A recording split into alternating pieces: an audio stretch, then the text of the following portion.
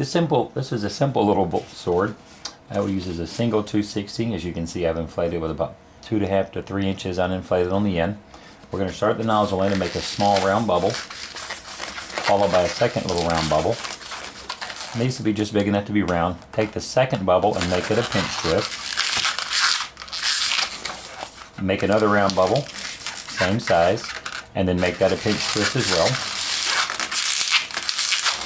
Position those on opposite sides of the balloon so that you end up with that effect there.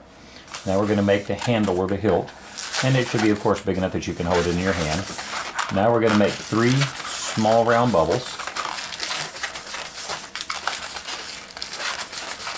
and then lock those 3 together, forming a triangle, and then make 3 more small round bubbles the same size.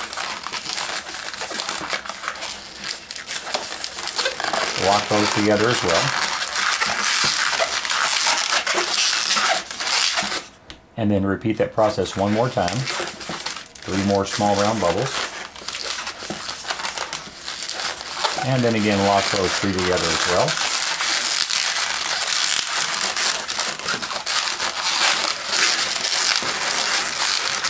Once you've got those all locked into place, position them so that they form a triangle, as you can see there, encircling the balloon.